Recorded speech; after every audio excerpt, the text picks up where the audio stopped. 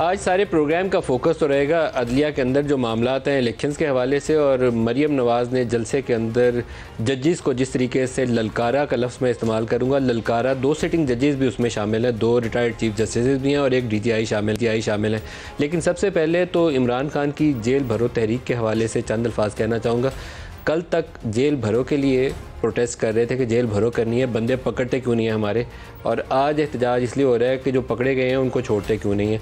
और जैन शाह महमूद कुरैशी के लिए आज हाई कोर्ट के अंदर एक हफ्ते बेजा में रखने की दरख्वास्त लेकर पहुंच गए, और यही सूरत हाल बाकी जगहों पे भी नज़र आ रही है। एक तो बहुत बड़ी तादाद नहीं है उन लोगों की जो गिरफ्तारी देने गए हों, लेकिन अगर गिरफ्तारी दी है तो कम अज़ कम एक रोज़ तो गुजार ही देते। अगले रोज़ सुबह ही, कल रात जब हम प्रोग्राम कर रहे थे तो अभी उनको प्रिजन वैन के अंदर डाल के ले जाया गया था। आज सुबह से हाई कोर्ट के अंदर दरख्वास्तें दायर की जा रही हैं कि उनको निकालें। तो अगला एहतजाज इमरान खान का मतवक्को एहतजाज इन लोगों की रिहाई के हवाले से होगा, क्योंकि 3 MPO के अंदर गिरफ्तारी की गई है। तो मुझे लगता है कुछ दिन तो वो अंदर गुजारेंगे, उससे पहले रिहाई नहीं होगी। और बाज़ जगहों पे जहाँ पर सरकारी अमलाक को नुकसान पहुँचाया गया है वहाँ पर कानून के मुताबिक कार्रवाई का अमल का भी आगाज़ होगा। जो सुप्रीम कोर्ट के अंदर केसेस हैं वो बड़ी अहमियत के हामिल केसेस हैं। सुप्रीम कोर्ट के अंदर ऐसे मामला चले गए हैं जहाँ इलेक्शंस का इनेकाद कैसे होगा, कौन करेगा, किसका इख्तियार है, उसके ऊपर भी बात होगी। और बाज़ जजेस का जो कंडक्ट है उसके ऊपर कभी पब्लिक डोमेन में इस तरह बहस हुई नहीं थी जिस तरह अब हो रही है, उसके ऊपर भी बात होगी।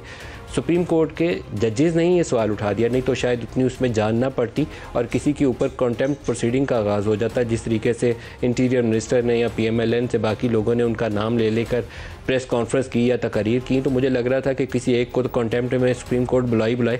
लेकिन आज जैसे ही 9 रुकनी बेंच बैठा तो बेंच के अंदर बैठे हुए जजेस ने ही एक तो सुओ मोटो के ऊपर सवालात उठा दिए और एक उस ऑडियो लीक के ऊपर भी सवालात उठा दिए।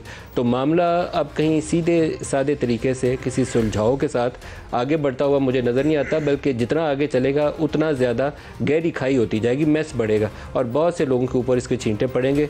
फिर शायद हम किसी इस बहरानी कैफियत से निकलने में कामयाब हों। कोई आसान रास्ता मुझे नज़र नहीं आता। एक इंस्टीट्यूशनल क्लैश वाली कैफियत होती है ना, वो खुला के हमारे सामने आएगी, जहाँ एक तरफ एग्जेक्टिव होगी, दूसरी तरफ जुडिशरी होगी और तीसरी तरफ इस्टेब्लिशमेंट होगी। इस्टेब्लिशमेंट अभी तक उस तरीके से आप उसका जिक्र नहीं सुनते, लेकिन चाहते ना चाहते उसके ऊपर भी इसका असरात उसके ऊपर मुरतब होंगे और आने वाले दिन बड़ी मुश्किल होंगे। फिर हम किसी सूरत हाल ऐसी को देखेंगे कि हमें शायद कह रहा हूँ अभी भी कि शायद हल की जानिब ले जाए।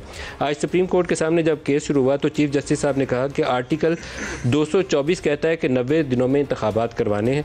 देखना है कि सूबाई असम्बलियों की तहलील के बाद तारीख देना किसका इख्तियार है। इंतखाबात का मसला वज़ाहत तलब है। हम इरादा रखते हैं कि सबको सुने। सूबाई असम्बलियों की तहलील का भी आज खुद नोटिस लिया जाए, अतम निंदा साहब ने इसके ऊपर कहा, क्योंकि इसके ऊपर जजेस ने यह भी राय दी कि क्या किसी के कहे के ऊपर वज़ीर आला असम्बली डिज़ोल्व कर सकते हैं। बहुत अच्छा सवाल है जिसने भी पूछा जज साहब ने कि वो इमरान खान के कहे के ऊपर परवेज़ लाई असम्बली डिज़ोल्व कर रहा है, तो ये कौन सी जमहूरियत है। मैंडेट लेकर तो असम्बलियाँ बनाई थी, लेकिन क्या आइन यही कहता है। इसके ऊपर भी अब सुप्रीम कोर्ट ने इसके ऊपर जायज़ा लेना है। लेकिन सबसे इंटरेस्टिंग सूरत हाल पैदा हुई जब सुओ मोटो का जो इख्तियार इस्तेमाल किया है चीफ जस्टिस साहब ने, उसके ऊपर सवालात उठने शुरू हुए। ये डोगर साहब CCPO लाहौर के केस के अंदर 2 जजेस ने चीफ जस्टिस साहब को सुओ मोटो के लिए भेजा इसको रिकमेंड करके, और चीफ जस्टिस साहब ने इसके ऊपर सुओ मोटो ले लिया। तो दो वो जजेस हैं जिसके ऊपर नून लीग के बहुत सारे तहफ़्फ़ुज़ात हैं, मुताहिर साहब भी उसके हवाले से भी और इजाज़ुल एहसन साहब के हवाले से भी। तो वहाँ पर जस्टिस साहब जब एक सवाल उठा दें तो उसके अंदर वज़न और पड़ जाता है। जस्टिस जमाल मंतोखेल साहब के इतराज़ात जो हैं वो हमारे सामने 2 असम्बलियों के स्पीकर्स की दरख्वास्तें हैं, या खुद नोटिस जस्टिस इजाज़ुल एहसन और जस्टिस मुज़ाहिर अली अकबर नकवी के नोट पर लिया गया। इस केस में चीफ इलेक्शन कमिश्नर को भी बुलाया गया है, जो कि फ़रीक नहीं है। इन हालात में मेरी राय है कि ये 184(3) का केस ही नहीं बनता। कुछ ऑडियो सामने आई हैं जिसमें आबिद ज़ुबैरी कुछ जजेस के हवाले से बात कर रहे हैं। इस बेंच में शामिल 2 जजेस पहले इस मामले पर अपनी राय कायम कर चुके हैं। आज खुद नोटिस लेते हुए 10A के जो फ्री ट्रायल से मुतल्लिक है इसको नज़रअंदाज किया गया। तो ये सुप्रीम कोर्ट के अंदर बहस है। इस केस ने कल भी चलना है और अगला हफ्ता भी रोज़ाना की बुनियाद पर चलना है, और उम्मीद यह है कि इसके नतीजे में बहुत सारी चीज़ें जहाँ साफ शफाफ होंगी, बहुत सारों की शफाफियत के ऊपर सवालात भी उठेंगे। मरियम नवाज़ ने आज जलसे के अंदर जो लबो लहजा इख्तियार किया वो इसी की कंटिन्यूएशन केस में आपको नज़र आएगा। मुझे लगता नहीं है कि किसी ने माजी में 2 सिटिंग जजेस को इस तरीके से ललकारा हो, क्योंकि जिसने नाम लिया था माजी के अंदर नून लीग की हुकूमत के होते हुए, उनको कंटेम्प्ट के अंदर वो दानियाल हों, तलाल हों, हाशमी साहब हों, सारों को कंटेम्प्ट में बुलाए गए, नाहल करते गए। तो वो सिलसिला जो था उसको एक्शन इसने उनको रोके रखा कि और आगे मत जाए। लेकिन अभी जो आज वाली तकरीर है और पिछले चंद रोज़ में sitting interior minister Rana Sanaullah ने जो कुछ कहा या तारड़ साहब ने जो कुछ कहा, ताउल्ला तारड़ ने, उससे आपको डायरेक्शन नज़र आ रही है कि इनकी तरफ से बयानिए में किसी किस्म की कमी आएगी नहीं। तो पहला बयान जहां वो कह रही हैं कि वो 5 कौन लोग थे, उनकी तस्वीर जलसे में दिखाती हैं और साथ नाम ले लेकर उनके मतलब जो अल्फाज उन्होंने इस्तेमाल किए, सुनिएगा, आपको उसकी इंटेंसिटी का अंदाज़ा होगा। दिखाइए।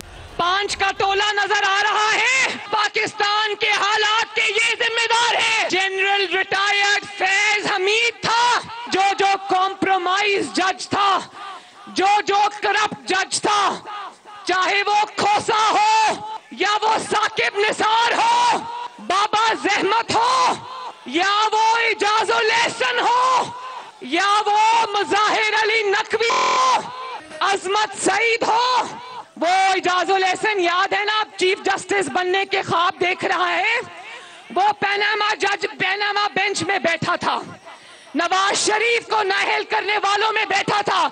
आज भी कोई भी नवाज शरीफ के खिलाफ मुकदमा हो, आज भी जज बनकर बैठा होता है उसमें। मरियम सिर्फ यहाँ रुकी नहीं है, बहुत आगे गई हैं आज, और शायद मुनासिब होता कि वो कहती कि जुडिशरी के अंदर कुछ ऐसे लोग हैं जिनके ऊपर हमारे तहफ़्फ़ुज़ात हैं और फिर अपनी बात कर लेती।